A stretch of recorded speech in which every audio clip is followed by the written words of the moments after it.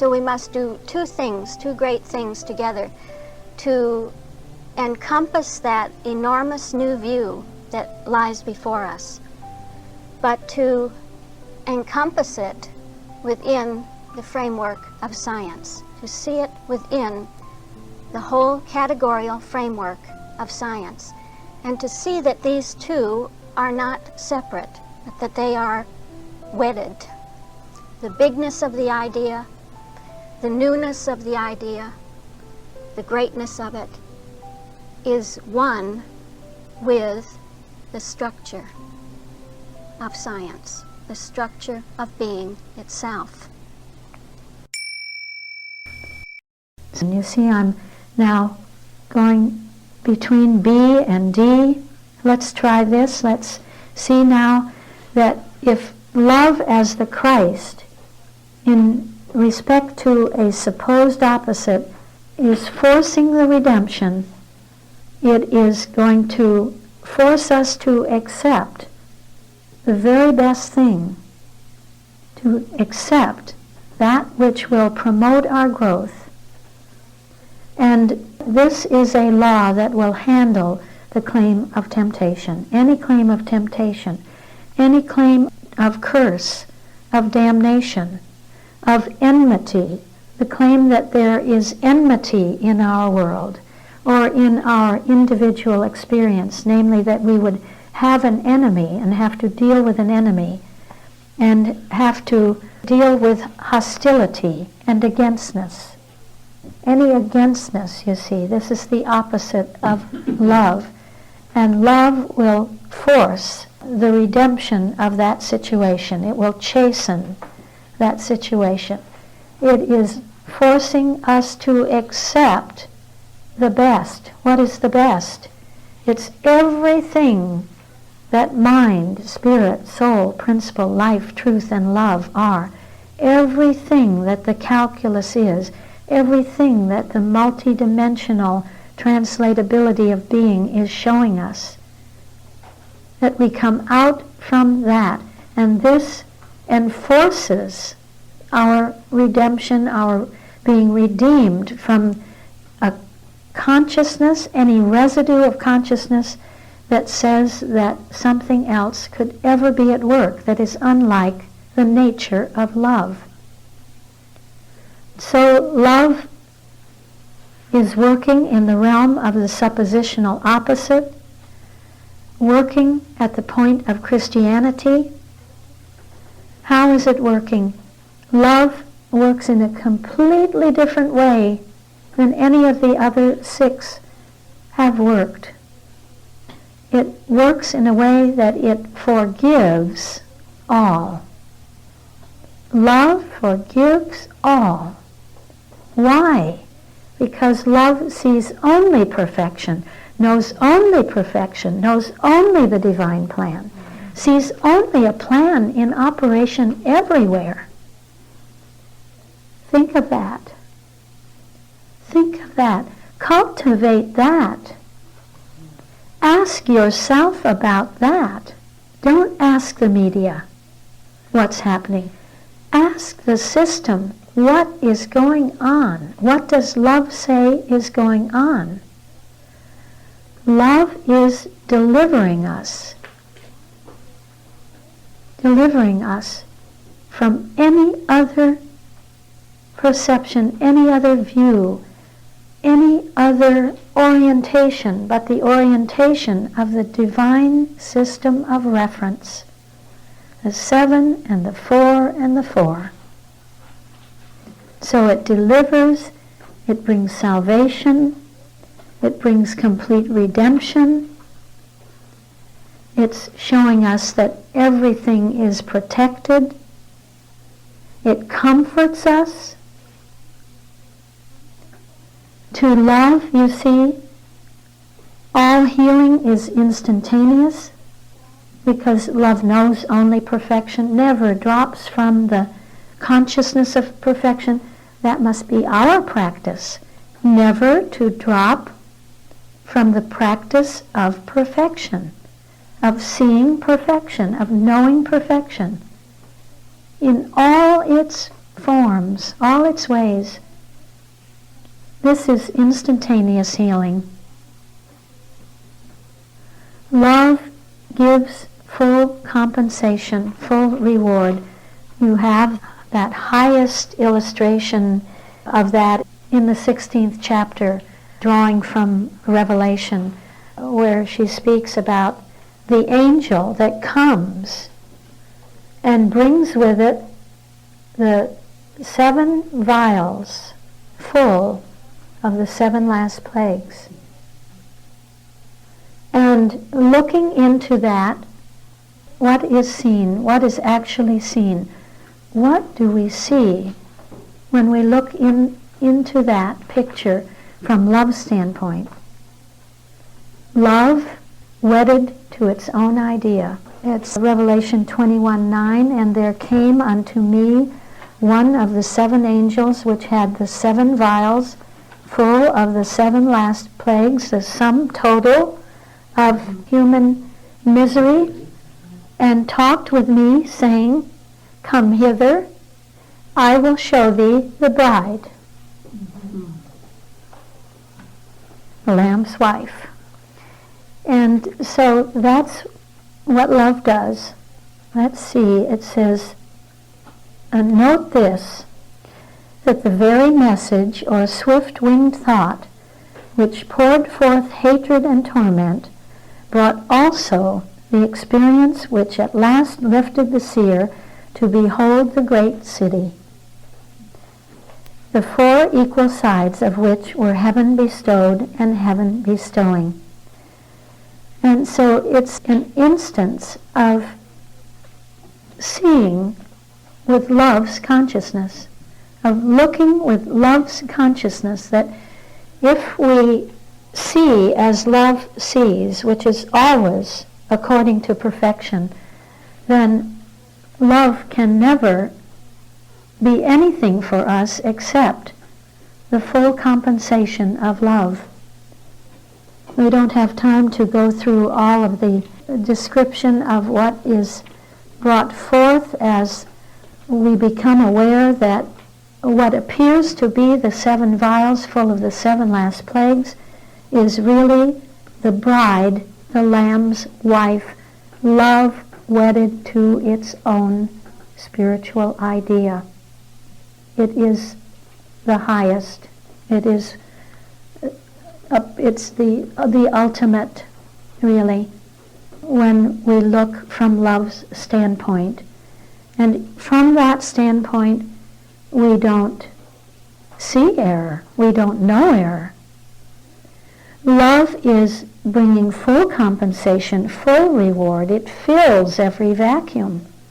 It makes error harmless. And so science, the standpoint of science in the calculus at that point then says, well, can you see that to love then there is no error? There is no contest. There is no accuser. There just is no consciousness of error. Love excludes error. It includes error as nothing. These are the same. Love includes error as nothing. Love excludes error. To love, then, everything is possible. Love is the universal solvent. It's the ultimate and final salvation. Can you hear that this is a very high consciousness, very different than what we saw in truth, the way truth handles error? We often take the illustration really of the Michael and the Gabriel sense or way of handling error, that truth would show us the way the Michael handles it, and love would show us the Gabriel consciousness, how the Gabriel consciousness within us deals with the suppositional opposite.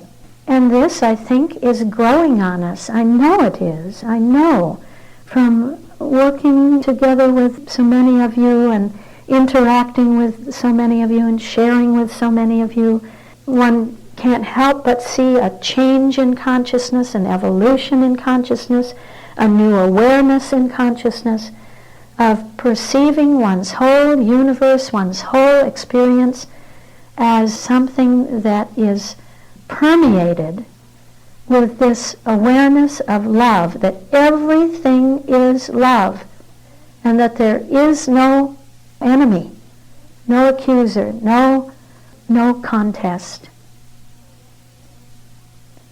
And so that's raising up in us really higher and higher qualities. It's raising up the qualities which stamp us with the nature of love, that we are coming into oneness with love, that all that is not love-like within us is disappearing as that which is like love is appearing in our character and nature and makeup.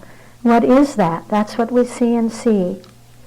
That we find that we are becoming more mothering, that we become like a mother in our life experience, that we express more motherhood, and that we want to express more motherhood, where we are accepting, welcoming, taking in what? All the error? Taking in a lot of error?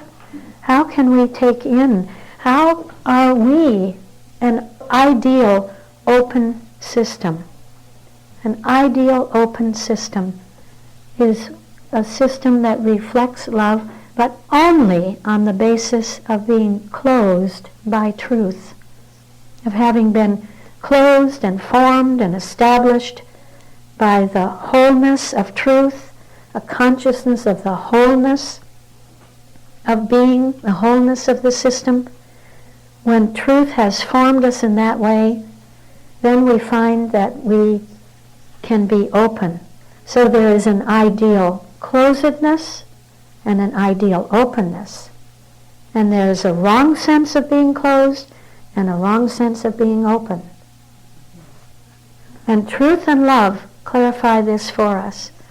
Truth says, I close you in a right sense. I close you rightly. When I close you and form you and shape you and establish in you the consciousness of truth, you are whole, and nothing can be added to that. There's nothing more. Nothing can be taken in from the outside. The office of truth is to organize us as a closed system. How can I help but go back to that chapter on prayer and to the subject of truth in prayer, where she shows that. Open to truth, closed to error, right? If we're open to error, we're closed to truth. So she says, be open to truth. Go into the closet. Close yourself up with the truth. Become closed with the truth. This is the 6th subject. But when she comes to the 7th subject and she's shown how to become closed, then she says, now you can be open. Now you can be open in a right sense. Before, if you tried to be open, everything would come in because you weren't closed by truth. You weren't formed by the wholeness of truth. When you're not formed by the wholeness of truth, everything comes in. It has the same value. It has the same meaning. It all weighs exactly the same to you. There's no real scrutiny, no differentiation within consciousness. But by the close of the 6th day, creation is finished. Truth says, now you are formed according to the self-organizing principle of mind, spirit, soul, principle, life, and this is truth. This is truth. And the creation of man is finished. The highest form of creation is finished, and you are a closed system. Nothing can come in to a closed system. But within that closed system is infinite openness. And so we touch love. That love says, now you can be open. Can you see your universe now? You see your universe differently when you're closed. Rightly closed. And now we get that paradox that at the point of love, it's not right to be closed. We can't really be closed. Because to be closed at that point is to go against love. Because love is that which is open, open, open, open. Love is that motherhood within us that accepts and accepts and accepts and takes in and welcomes, well knowing that everything is love at work. Everything is love in expression. That everything is working according to a plan, a divine design of love. So it's a consciousness that knows only one thing, that knows only perfection, glory, rest, peace. And therefore, whenever anything comes up, no matter what it is, love's method is to take it in. Love can take it in. That's a consciousness that can take it in because it knows there's a plan. If there's a plan, you see, love would say, that plan is a matrix. In the science standpoint, we would see that the plan of love is a matrix. That love's plan takes the form of a matrix, and a matrix provides a place value for everything. In that matrix plan of love, everything has its place. Everything has its purpose within that plan. This is the consciousness of love. So that love would never see something that doesn't have a role to play in the fulfilling of the goal that love has set. So love is raising up that conscious attitude within us that we're becoming more open, more accepting, more welcoming of everything that is happening in our universe. We don't close and say, oh no, that isn't science, What's going on in the medical field? That isn't science. What's going on in the philosophy? That isn't science. In psychology, that's not science. In all the disciplines, we can always find some reason not to take it in, to turn away from it, to close it out, because we say it's not science, capital S. But it is. It's the first faint appearing of science, capital S. We can see that the divine nature is permeating everything. So it begins to permeate the sciences, the disciplines, the whole, really. What it is permeating is the whole of human consciousness, the whole of universal consciousness. And love says, I don't exclude that. I welcome that. I welcome the developments of love. So from the standpoint of the Christ, what does our attitude look like? That we become more compassionate, more willing to make sacrifices, willingness to make sacrifices, to make the concessions of love. You know, at the opening of the 3rd chapter, Mrs. Eddy says something about Jesus' concessions were for the advancement of spiritual good. Jesus made concessions. We make concessions. We are willing to make concessions, to make sacrifices in the service of that idea, that plan that we know is going on. So it makes us long-suffering. This is patience from the standpoint of love, isn't it? To be long-suffering, to hang in there, to stay. It's the never losing sight of loveliness within us. We never lose sight of love and love's idea, the fact that love is working according to a plan in everything, in every so-called problem, because every problem is a problem of being. In every relationship, you see, love is working according to a plan. In every individual life, love is working according to a plan. If we have a consciousness of this, we're compassionate. Compassionate with ourselves, with others, with our relationships, and we are long-suffering. So, from the standpoint of Christianity, Christianity would see something being raised up within us that is much higher, much holier, namely the sense of womanhood. A woman sense where we are just filled with the amplitude of pure affection, that we never run out, that we express that inexhaustibility of love. It's a superabundance of love within our attitude, you see, that you hear to a great extent. And the textbook says that about Jesus, that out of the amplitude of his pure affection he expressed love. So it's that amplitude, that never running out of, never being exhausted of, never saying, I just can't take it anymore, I just can't put up with it anymore. I've tried, I've done it again and again, and again. I'm not going to do it. I've had it. Yeah. That's the equipollence.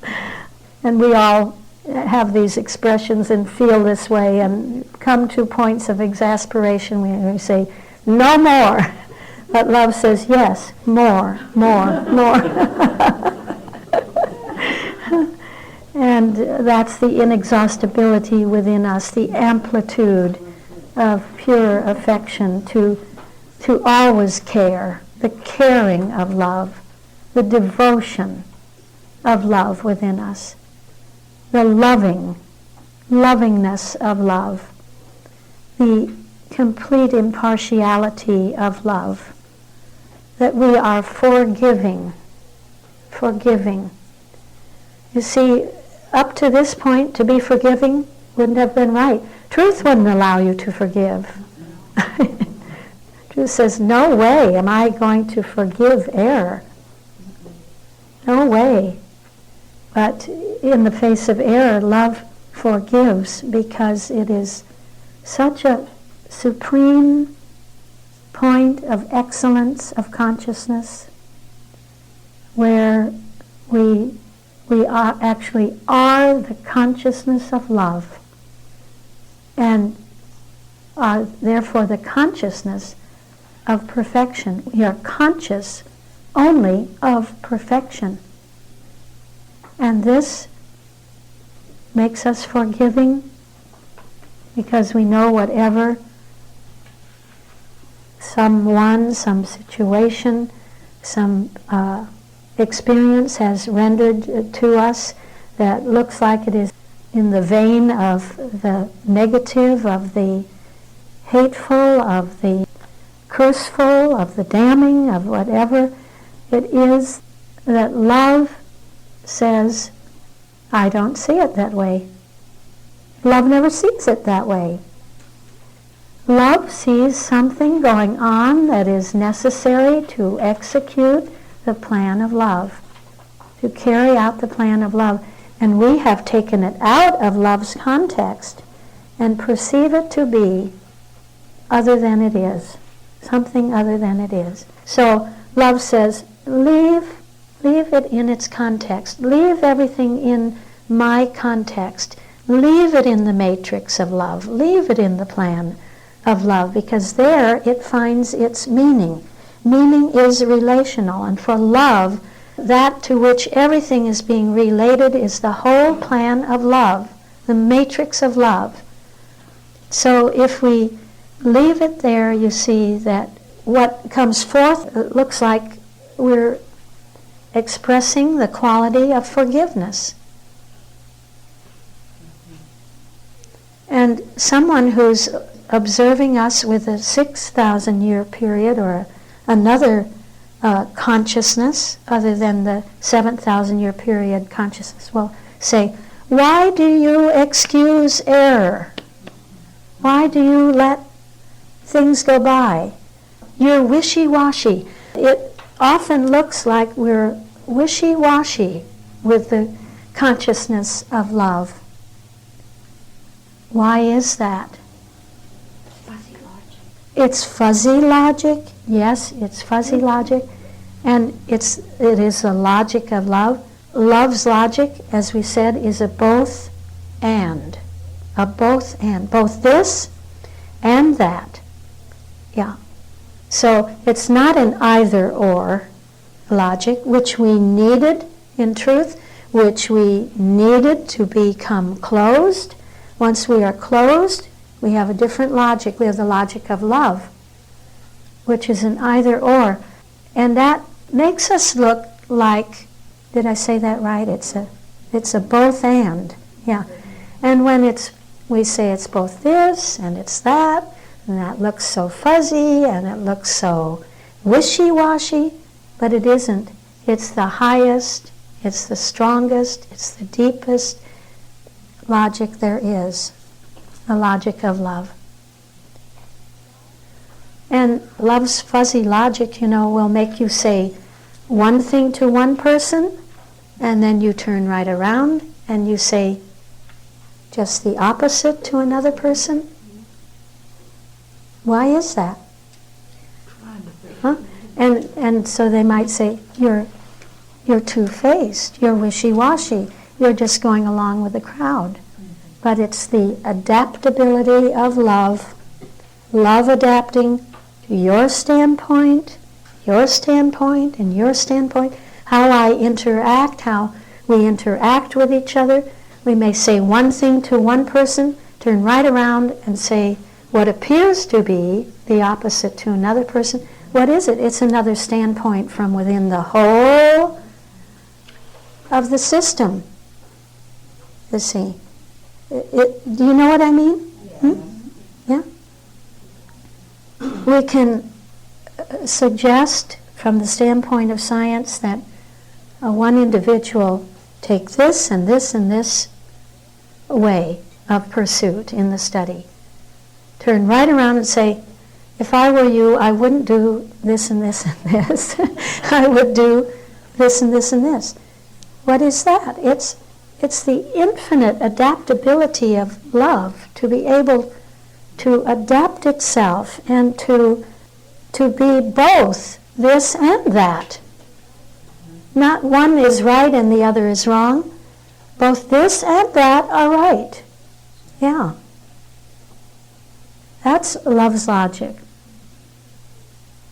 Sometimes the human mind says, well, damned if you do and damned if you don't.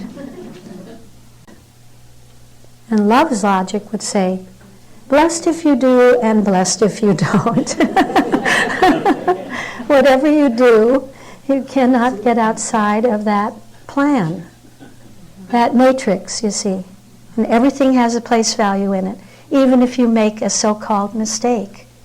Because that matrix is cybernetic, that scheme of love, that plan of love is cybernetic, there are no mistakes in it. You can't really make a mistake. The system is error-friendly.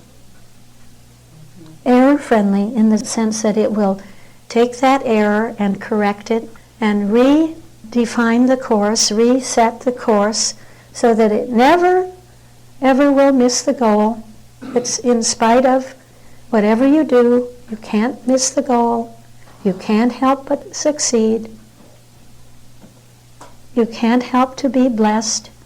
If we have a consciousness of that, a consciousness of divine cybernetics, it changes our attitude. It changes our outlook. You see that? Mm-hmm. So that's why we have those terms like being impartial, forgiving, peaceful. It makes us peaceful. And then when we come to science in the calculus in C, we see that what science would give to that atmosphere within us, that we are really universal in our outlook, perfect in our openness. We are wanting to serve the divine. We want to serve the divine plan, the divine purpose. It raises up that desire for divine service within us. It raises up the atmosphere of glorification, of the complete glorification of love. Let me see, I have a wonderful, yes, that glorification, you see, it's all that within us that just wants to celebrate this. And sometimes that's how I feel. I just feel like I'm celebrating the fact of love, that there's something in being called love, to give glory to make glorious, to exalt and honor in worship. It's the highest sense of praise. It's the highest sense of worship that you feel within you. See, it's that superabundance in your attitude, a superabundant sense of worshiping, of praying. Superabundance of praying is, to my sense, of praise. It's praise. It's the highest sense of prayer. It's praise for that which is, and for the fact that it is the way it is. And to make glorious. Glory is the condition of highest achievement, splendor, prosperity. It's the prosperity of love, huh? The superabundance of love. It is very much related to holiness. That glorification, you see, is going on within the atmosphere of the consciousness of the holiness of being, and that we live in that consciousness. And so we get that glorification as the exalting in love. To exalt, would you know, is to leap for joy. Means to leap for joy, to rejoice greatly. See, it's not, for love, it's not just rejoicing. It's a superabundance of rejoicing. Rejoice greatly. We rejoice greatly. Do we have that in our attitude, in our consciousness? That we are jubilant about what our world is all about, what our universe is all about, that it's a universe of consciousness. All we ever are dealing with is consciousness, and consciousness is being evolved through 1,000-year periods that are patterned by the divine nature and the divine operation of being, and we are reaching the conclusion of that evolution. We're reaching the highest point of that evolution. This is a reason to rejoice greatly. It's David dancing before. Oh, it is David dancing before the ark, yes. And so this is a consciousness of being one, really, with the Lord, being one with love. So I think there were some points in D that we didn't cover. You can see that there's no place, no room in that consciousness for guilt. No reason for guilt. No reason for penalty, for punishment. That love says, I am love, I am not annihilation. I'm not leading everything to the point of annihilation. I'm not victimizing you. I'm not leading you into that state of a world that is filled with the opposite of love. So love is a law of annihilation, to the claim of annihilation, to the claim of nihilism and existentialism, of living in an existential vacuum, in a vacuum where I'm on my own. I've been thrust into the universe and I'm on my own. That's just the antithesis of love, as is that claim of terrorism, which comes out of that consciousness of desperation and loneness. And love is raising it up specifically in the seventh to show us how it will be resolved, how love will resolve it and lead every individual consciousness, any collective consciousness, to the glorification and the glory of love.